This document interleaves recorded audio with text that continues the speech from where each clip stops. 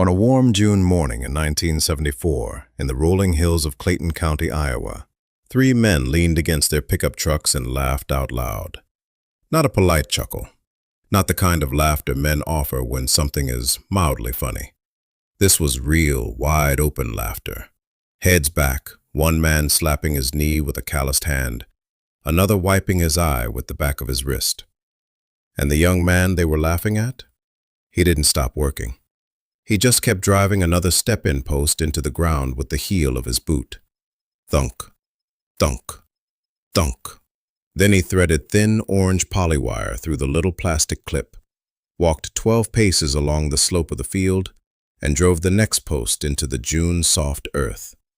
Thunk, thunk, thunk. He was dividing his 85-acre south pasture into 12 small paddocks, 3 of those acres each. Thin wire between cheap plastic posts. The kind of fence that blows in a strong wind. The kind of fence serious farmers don't put up. The 3 men watching him were Orville Casper, who ran 200 Angus steers on the ridge north of town; Dale Hoffman, who'd been baling hay on the same ground his grandfather broke; and the third man, the one leaning the hardest against his truck, the one whose laughter had a particular edge to it, was Vernon Johnson, Theodore's father. "Boy's got his cows in jail," Orville said, not troubling himself to lower his voice. Dale Hoffman chuckled and spit into the gravel. 12 paddocks. I counted 12. What's a man supposed to do with 12 paddocks?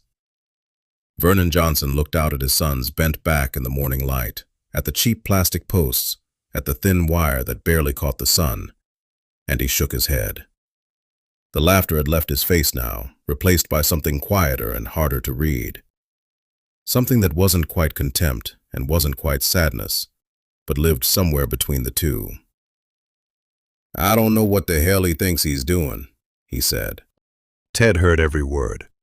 He had ears like all young men do when they are being mocked, sharp, precise, catching everything. But he just kept walking his 12 paces.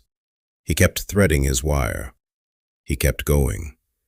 Because somewhere inside that 24-year-old chest, underneath the embarrassment and the self-doubt and the particular weight of a father's disapproval, something else was burning. Something he'd read in a library 2 winters ago. Something that had made a certain kind of sense to him, the way nothing about farming ever quite had before. He believed the grass could heal itself. He believed the land could become more alive, more productive, more resilient, if you simply gave it something it had never been given before: rest. And in the summer of 1974, in Clayton County, Iowa, that was apparently the funniest idea a young farmer could have. Now let me pause here and ask you something. Have you ever had an idea, a real idea, something you'd thought through carefully, something that felt true in your bones, and watched the people closest to you shake their heads at it? Not because they were bad people, not because they didn't care about you, but because the idea was strange enough, different enough from the way things had always been done, that they genuinely couldn't see what you were seeing. That was Ted Johnson's life in the summer of 1974. Let me tell you about Theodore Johnson. Ted was born in 1950, the second of 3 sons on a 220-acre dairy operation that his grandfather had homesteaded along the Turkey River in northeastern Iowa. It was the kind of country that breaks your heart in October when the maples go red and gold along the bluffs, and breaks your back every other month of the year. Vernon Johnson was not a hard man. He was a careful man. There is a difference, and it matters. He had survived the tail end of the Depression as a boy, watched his own father lose 20 acres to a bad loan, and had built his operation on one governing principle: you do not experiment with what keeps your family fed. You plant corn. You put up hay. You turn your cattle out in May, let them run the whole pasture until the grass gives out in late summer. Buy what hay you need to get through to April, and you start again. That was farming. That was the system. It had worked for his father. It had worked for him. Ted's brothers Roger and Gary accepted this logic completely. Ted was the restless one. He'd been restless since childhood. The kind of boy who'd lie on his stomach in the pasture for an hour just watching a cow graze, observing the way she selected certain plants and avoided others, noticing the patterns. His mother thought he was lazy. His father thought he was dreamy. But Ted was paying attention. He went to Iowa State for 2 years in the late 1960s on a small scholarship before his father called him home when Gary broke his arm. He came back and never quite left again. But he brought something with him from Ames, a serious habit of reading.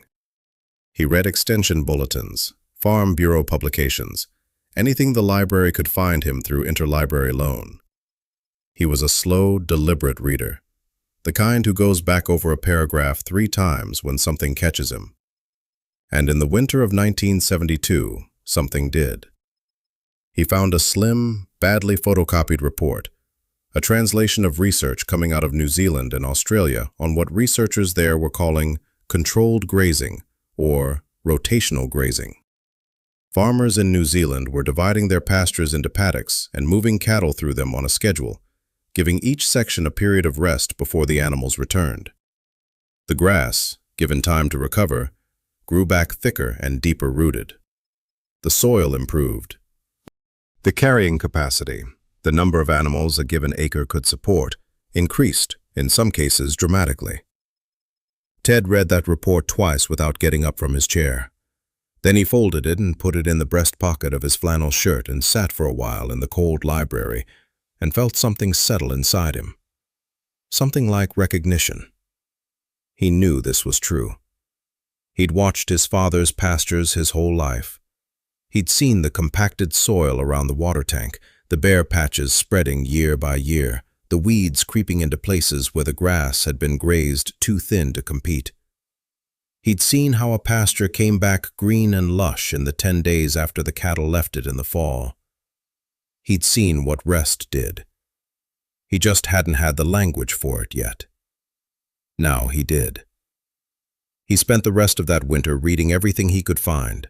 He worked through the writings of André Voisin, a French farmer and biochemist whose 1959 book, Grass Productivity, laid out the full biological case for rotational rest. Ted got a copy through a university library in Iowa City and read it in sections over 3 months, dictionary at his elbow, because parts of it were dense with science. But he understood enough. He understood that when a cow bites a grass plant, she removes the leaf tissue the plant uses to photosynthesize, to feed its roots. If she comes back before the plant has recovered, she bites it again, and the roots weaken with each cycle. Given enough continuous pressure, the plant dies. Something less nutritious moves in. Bare mud follows. He understood the other side of it too. A grass plant given adequate rest would regrow its leaves, feed its roots, reach deeper into the soil, build organic matter, hold water. The same acre, properly managed, could support nearly twice the livestock without degrading, without wearing out, without costing more in purchased hay. In fact, the land would improve. He told his father about it in the spring of 1973, at the kitchen table after supper, measured and careful. He explained the paddocks, the rotation schedule, the grass recovery, the soil biology. Vernon listened. When Ted finished, there was a long silence. The kind that fills a farmhouse kitchen in March when the furnace cycles on and the windows are dark. "Son," Vernon said finally, "I've been farming this ground for 31 years. My father farmed it before me. And we have always put the cattle out in May and let them run the pasture." He paused. "It's worked." "It's worked," Ted agreed carefully. "But the pastures are thinner than they were when Granddad broke this ground. You know that." That last sentence was perhaps too direct. Vernon's jaw tightened. "What I know," his father said, standing, "is that you want to take good pasture and cut it up into pieces too small to graze properly." He put on his hat. "We'll let the cattle out in May." The conversation was over. But Ted had already made his decision. He had 40 acres he managed effectively on his own, a small dairy herd, 14 cows, running on shares with his father. That ground was his to work with, He spent that winter saving money, extra fence work for neighbors, machinery hauling, whatever came up. He ordered polywire from a farm supply catalog. He bought step-in posts, the cheap plastic kind with wire clips built in, 50 cents apiece. He drew and redrew his plan on a yellow legal pad through January and February. By spring of 1974, he had his system. 12 paddocks, roughly 3.3 acres each, on his 40-acre share of the south pasture. A rotation period of 21 to 28 days per paddock, meaning the cattle would spend 2 to 4 days in each section before moving on, giving each paddock at least 3 weeks to rest before the cows returned. Total investment? $340 in wire and posts, plus the permanent perimeter fencing he'd put in himself over the previous fall. His father called it playing with string. His neighbors called it Johnson's little jail pens. In June of 1974, he drove his first post into the ground while 3 men leaned on their trucks and laughed. He walked 12 paces and drove the next one. I want you to picture what this actually looked like on the ground, because the details matter. The polywire Ted was stringing that June morning was not impressive material. Thin strands of stainless steel twisted into orange plastic filament, sold in rolls. It was designed for temporary fencing, for situations where you might need to move a line quickly. It was not what serious farmers put up. Serious farmers put up woven wire or barbed wire. Permanent. Substantial. The kind of fence that said, "This is real." What Ted was building looked, from the road, like the kind of fence a man puts up when he can't afford a real one. And that was exactly the point. Because he needed to move these lines. The whole system depended on it. A man working alone with step-in posts and polywire could relocate a 100-yard fence line in 20 minutes. No tools, no help, just boot pressure and a spool. He installed his water system with black poly pipe buried just below the frost line, running to a centrally located float-controlled tank that each paddock could access as the cattle rotated through. He wired everything to a single fence charger. Simple, functional, built to be managed by one person. On the first morning of June, he turned his 14 cows into paddock 1. The grass was standing about 8.5 inches, good, leafy brome and timothy, thick from a season of rest. The cows moved in and put their heads down without hesitation. He stood at the gate and watched them for a long time. Then he took out his spiral notebook and wrote the date. Paddock 1, Day 1. Grass height going in, 8.5 inches. He would measure it going out, in 2 to 4 days when he moved them to paddock 2. He'd written a rule on the inside cover of the notebook. Move in at 8 to 10 inches. Move out at 4 inches. Simple, measurable. Something you could actually manage to. This was his daily routine, beginning that first summer, and carrying forward without significant interruption for the next 2 decades. He rose before 5. He walked the active paddock, checking grass height, observing the cows, looking at the soil near the water where compaction happened first. He checked every fence line for shorts. A single wet weed leaning against polywire could drain the charge and leave your cows loose in the wrong paddock by sunrise. Then he walked 1 or 2 resting paddocks, looking for regrowth, watching for bare patches or weed pressure, adjusting his rotation timeline in his head. He carried his notebook everywhere.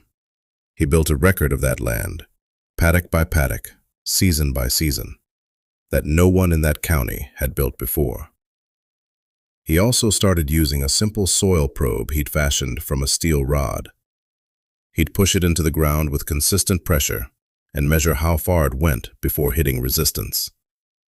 Compacted soil stopped it. Healthy, biologically active soil gave way. In 1974, when he first started probing his paddocks, he was getting 4 to 5 inches of penetration in the rested areas. In the old continuous graze areas near the gate, the rod barely went 2. He wrote it all down. By midsummer of that first year, The results were already visible. The paddocks with the longest rest periods, 3 weeks or more, were standing nearly 10 inches tall, dense enough that walking through them you felt the grass brush against your shins. The soil in those sections had a slight give to it, a resilience that the hard-packed continuous graze areas didn't. Small things, subtle things, but Ted could feel them, and he was writing them down. And at the end of that first season, he tallied what he had. His 14 cows on the 40-acre rotational system had produced more milk than the previous summer on the same ground. He had not purchased a single bale of supplemental hay, not one. He didn't show his father the notebook, but when he mentioned the following spring that he was thinking about adding 4 more cows, that the carrying capacity seemed to support it, Vernon didn't object. From Vernon Johnson, that was practically applause. Ted added the 4 cows. Now let me ask you something. Do you know what it feels like to be right about something? Genuinely, measurably right, and still be treated as though you're a little bit foolish? It's a particular kind of loneliness. Because you can't be angry. The people who don't believe you aren't cruel. They're just working from a different set of experiences, a different set of certainties. And all you can do is keep building your evidence, keep trusting what you know, and wait for the land itself to make the argument on your behalf. That was Ted Johnson's life from 1974 through the mid-1980s. The results were real. By the late 1970s, his carrying capacity had increased from 14 cows to 20 on the same 40 acres, a 43% improvement, without any purchased fertility, without expanding the acreage, without any input other than the management of rest. His soil probe was going deeper every year. The organic matter in his best paddocks was building measurably, from an estimated 2.8% in 1975 toward 3.5% by 1980, with improvement continuing. His hay purchases were minimal, sometimes zero. His cows were in consistently better body condition than comparable herds in the area, but the head shaking didn't stop. Orville Casper still called the paddocks Johnson's little jail pens at the co-op. Dale Hoffman maintained, without data, that moving cattle around stressed them unnecessarily and that stressed cattle didn't milk well. Extension agents for much of this period were still largely teaching continuous grazing as the standard model, and some of them told Ted, politely but firmly, that he was making life unnecessarily complicated. Ted's father remained the hardest part. Vernon was not unkind. He was never unkind. But he was not a man who revised his position easily, especially on something as fundamental as how you ran a farm. He had made the decision that Ted's system was misguided, and he watched it run without comment, neither condemning it actively now that it was clearly functioning, nor acknowledging what it was building. Until the summer of 1979, it had been a difficult spring. A late frost in May had slowed the brome, and the rotation hadn't compressed well in the early weeks of June. Ted was in a hard spot. Paddocks recovering more slowly than planned, cattle that needed to move, and no good options. He pushed through it, adjusting his schedule, keeping the cattle in each paddock for as little as a day in some cases, to minimize impact on the short grass. It was stressful. It required constant attention. Vernon stopped by on a Tuesday afternoon in late June and saw cattle grazing aggressively in what was clearly an undergrazed paddock, moving constantly, working hard for their fill. "They're hungry," he said. "They're fine. Compressed rotation week." "They're hungry, Ted." His father's voice was flat. "In my day, when the cattle were hungry, we bought hay." Ted stood very still for a moment. "By the end of July," he said quietly, "every one of these paddocks will be recovered, and those cows will be on 10-inch grass." "Maybe." "Not maybe. I can show you the records." Vernon put his hat back on. "I don't want records. I want cattle that aren't hungry." He drove away. Ted stood alone in the field afterward and felt something close to despair. Not because his father was right. He knew his father wasn't right, not in any fundamental way, but because there is a specific exhaustion that comes from caring deeply what someone thinks, and knowing they can't see what you see, and not being able to close that gap, no matter how carefully you've laid the evidence. By the end of July, as he had promised himself, every paddock had recovered. The cows were on 10-inch grass. The crisis had left no lasting damage to his stands. He made a note. 1979. Late spring compression test. System held. Recovery complete. July 28th. He didn't show his father the notebook. The farm crisis of the early 1980s brought something harder than drought or family friction. It brought fear. Commodity prices fell. Land values collapsed. Farms Ted had known his whole life changed hands or disappeared entirely. The atmosphere of those years in rural Iowa was something anyone who lived through it carries still. Ted survived it better than most. His low hay purchase costs gave him a margin that continuous graze operations didn't have. He hadn't borrowed heavily. He kept his herd size conservative. But the fear was real, and there were nights when he sat at the kitchen table with his notebooks open and his pencil down and asked himself, more than once, whether the daily complexity of the 12-paddock system was worth it. Whether he should just open the gates and let the cows run. He never did. What kept him going was simple. Not the data, though the data was real and growing. Not the notebooks. What kept him going was the grass itself. On an evening in late August 1983, after a week when he had questioned nearly everything, he walked out to Paddock 7 at dusk. It had been resting for 22 days. The grass stood at 10 inches, uniformly green, still holding its color in a summer that had been hard and dry. He put his hand down into the base of the stems and felt the thatch, the accumulated organic matter of nearly a decade of managed growth and decay, spongy and dark-smelling and biologically alive in a way that his father's old continuous graze ground simply wasn't. He thought about what this field had looked like in 1974. Thin stands, bare patches near the gate, hard, compacted ground. A meadowlark called somewhere near the fence line, the distant sound of a tractor on a neighbor's field, the light going gold over the bluffs. He went back to the house and made supper and did not question anything again that week. And then came 1988. If you know anything about farming in the American Midwest, you know about the summer of 1988. The drought was the worst the region had seen since the 1930s. It began with a dry spring, not alarmingly so, just enough to make farmers nervous. But then May turned to June, and the rains stopped. And June turned to July, and the heat settled in like something with weight to it. The kind of heat that shimmers off bare ground at noon and makes the air taste like dust.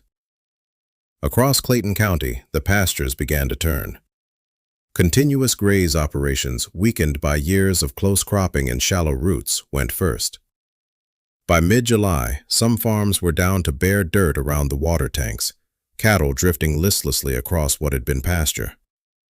Orville Casper destocked 30 head in July, sold them at bad prices because he had no choice. His pastures had nothing left. Dale Hoffman moved his cattle to a dry lot and started feeding hay from August onward. The county extension phone rang constantly. What do we do with the cattle? When do we start feeding? Ted Johnson's paddocks were green, not lush, not perfect. The drought was affecting everyone, and Ted was not exempt from physics. But his grass was standing and functioning while fields across the road had turned to straw, and the reason was not luck. It was roots. 14 years of managed recovery had built root systems in his paddocks that extended 8 to 10 inches into the soil profile. In 1974, before the system, he'd estimated root depth at 4 to 5 inches. That extra 3 to 5 inches of reach is everything in a drought. It's the difference between a plant that runs out of accessible moisture in mid-July and one that keeps drinking in August. And the organic matter he'd been building, from 2.8% in 1975 to more than 4% by 1988, a gain that had taken every one of those 14 years to accumulate, was holding water the way a sponge holds water, releasing it slowly to the root zone long after neighboring fields had gone dry. He had tools the continuous graze operations didn't have, too. When the drought hit hard in July, he simply extended his rest periods and moved the cattle faster, keeping them in each paddock for as little as a single day, giving each section more time to recover. He temporarily reduced his herd by 4 cows to lower the total demand on the land, a decision that cost him some income but protected the stands. He managed it like a problem with a solution rather than a disaster with no options. On a Wednesday morning in late July 1988, doing his morning walk of Paddock 3, Ted heard a truck on the county road. It slowed, stopped. He heard the door. He finished his measurement, wrote it in his notebook, capped his pen. When he looked up, Orville Casper was standing at the fence. Orville was 61 years old that summer, and he'd been farming the ridge north of Ted's ground for 35 years. He was not a man who came hat in hand. He was the man who'd called these fields little jail pens for 14 years, who'd stood at the same fence in June of 1974 and laughed loud enough that Ted could hear him clearly over the sound of the posts going in. He stood there for a long moment, not saying anything, looking at the paddocks, shorter than normal, yes, drought-stressed, yes, but standing, green, functional. Then he looked across the road at his own pasture, which was brown. "How?" Orville said. The easy confidence in his voice was gone. He sounded, simply, like a man who needed to understand something. "How is your grass still going?" Ted looked at him for a moment. 14 years of quiet ridicule. 14 years of little jail pens at the co-op. And this man, now, at the fence, asking. What Ted felt was not triumph. It was something more complicated. Something that had grief in it, alongside the quiet vindication. A recognition that being right about something costly doesn't always feel like winning. "Come on through the gate," he said. "I'll show you." They walked for 2 hours. Ted showed him the soil probe, demonstrated the difference in resistance between the rotational paddocks and the compacted ground along Orville's fence line. He pulled a handful of soil from the middle of his best paddock and held it out. Dark, crumbly, smelling of organic matter. Alive. He pulled a handful from the edge of Orville's pasture across the road. He held them side by side without speaking. The difference was visible. Tactile, undeniable. He showed Orville his notebooks, all of them, going back to 1974, soft-covered from years in a breast pocket, full of measurements. Grass heights, probe depths, rotation adjustments, herd size changes, carrying capacity calculations. 14 years of Tuesday mornings, written down. Orville looked at them for a long time. He had his hands in his pockets and his hat pushed back, and he was quiet in the way a man is quiet when he is genuinely trying to understand something, rather than confirm what he already knows. At the end, standing at the gate, he said something Ted would carry for the rest of his life. "I should have listened," Orville said. 14 years ago when you first started this, I should have at least listened. Ted didn't answer immediately. "You're listening now," he said finally. "That's what counts." They shook hands. Orville drove away. 3 weeks later, Orville Casper called and asked if Ted would help him lay out a rotational system on his ridge ground.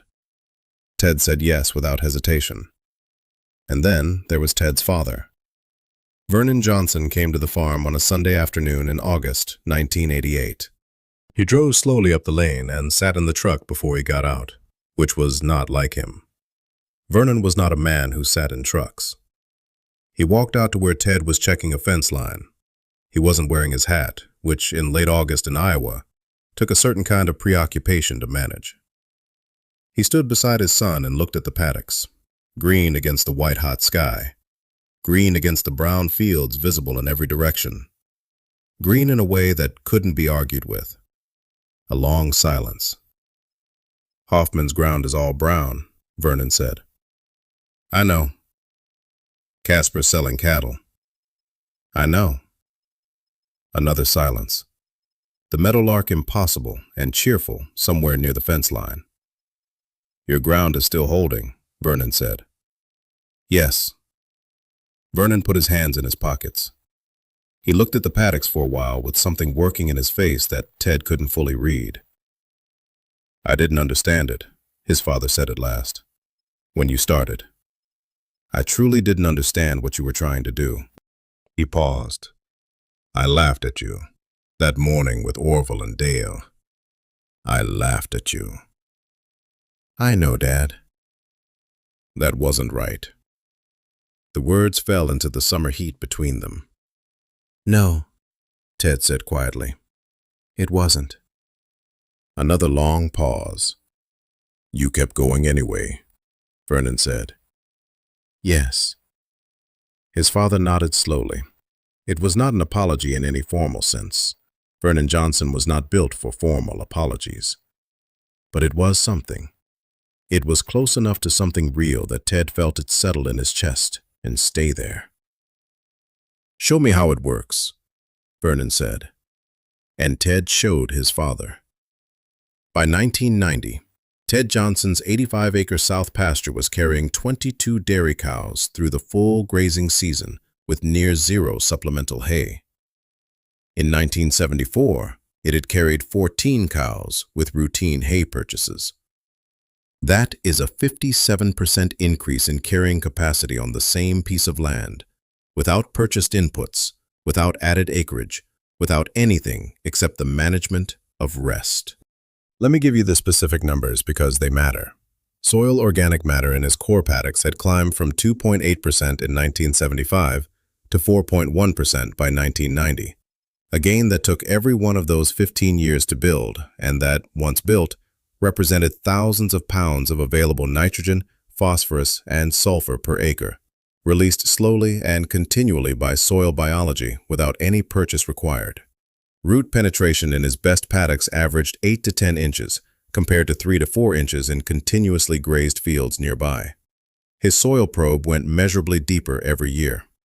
His cows' health records showed consistent improvement too. Fewer lameness issues, better reproductive performance, lower veterinary costs per animal per year. And his land was visibly, unmistakably different. Thicker grass stands, fewer weeds, better color in dry summers. Even aerial photographs from the county extension office showed it. His ground was denser, more uniformly green, more consistent in color than the fields around it. Orville Casper had implemented his own system after the drought of 1988 with Ted's help. He started with 6 paddocks on his best ridge ground. Polywire, step-in posts, nothing elaborate. By 1992, he'd expanded to 14 paddocks and was talking about soil biology with a fluency that would have been entirely foreign to him 3 years earlier. Dale Hoffman came around more slowly and in his own way. In 1993, Ted noticed while driving past that Dale's pasture had new polywire divisions in it. Neither of them ever mentioned it. Some men come around on their own terms. The real turning point in terms of wider recognition came in 1991 and 1992, when Practical Farmers of Iowa, an organization founded in the mid-1980s to support farmers experimenting with sustainable methods, began to take notice of what Ted had built. A field day was organized at the Johnson farm in July 1992. Ted had not expected much. A few neighbors, perhaps some extension people. What showed up was 47 farmers from Clayton County and beyond, some from as far as Lynn and Dubuque counties. They came in pickup trucks and walked his paddocks for 3 hours in the July morning and asked him every question they had. He brought out his original notebooks, the ones from 1974, worn soft and curved from years in a breast pocket. He demonstrated the soil probe. He walked them through a paddock resting at day 19 and a paddock the cattle had left 24 hours ago, and he let them see the difference with their own eyes and feel it with their own feet.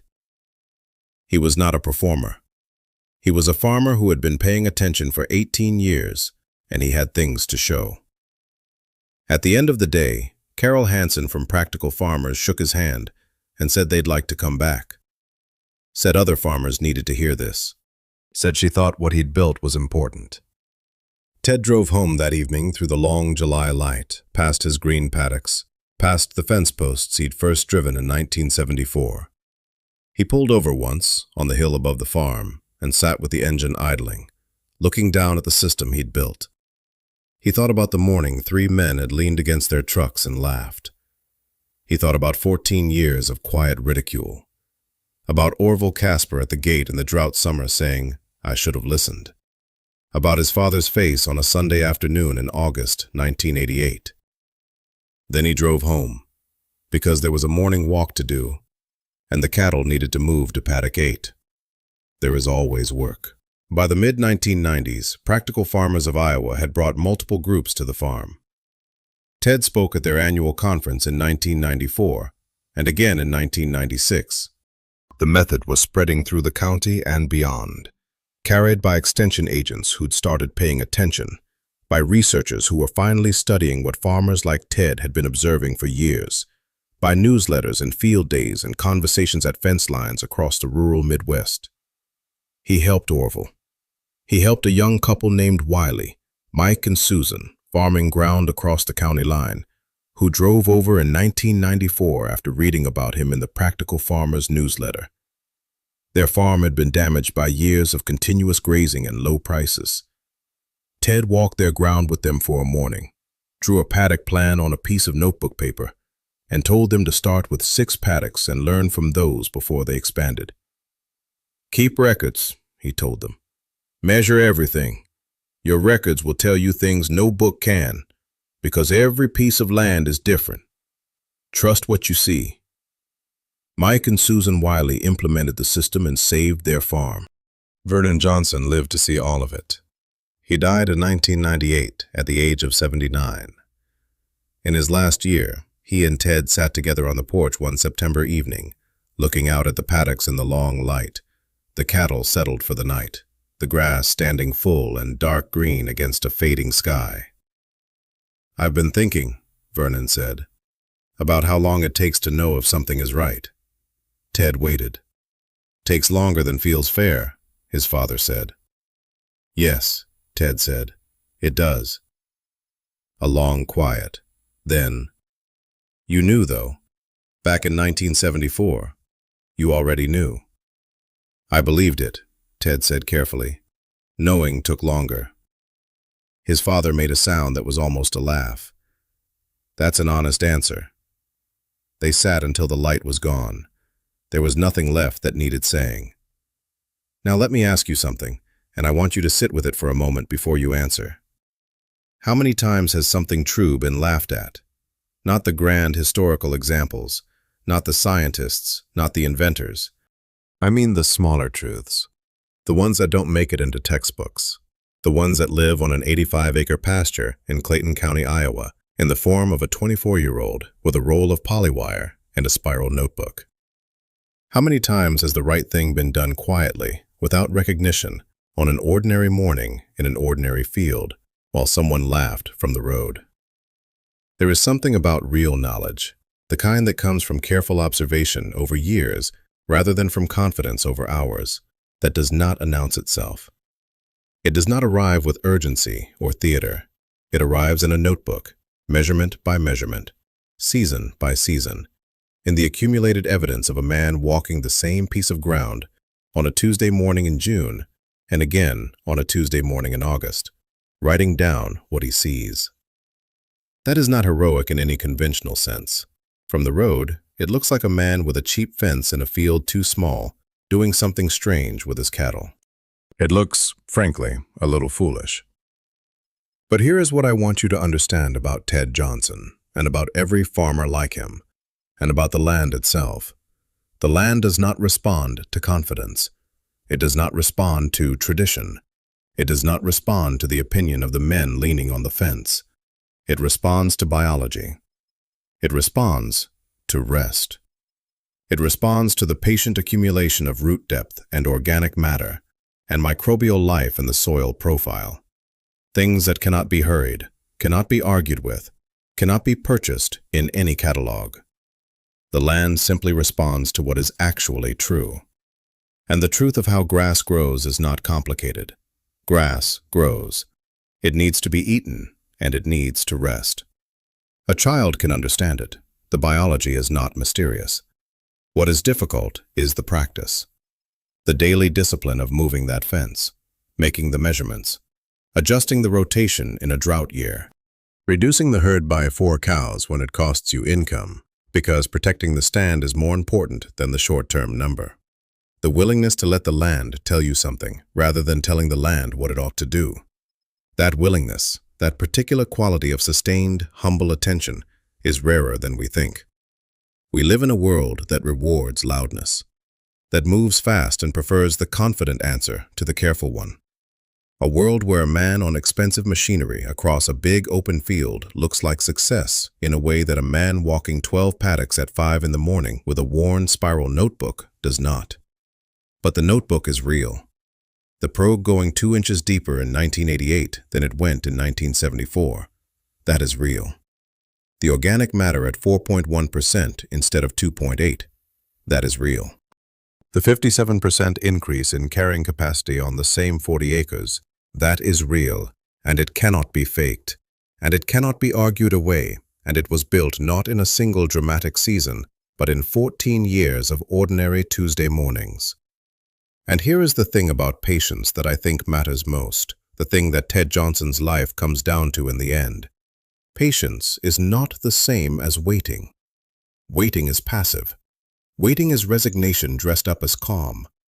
Waiting is standing at a fence hoping things will get better.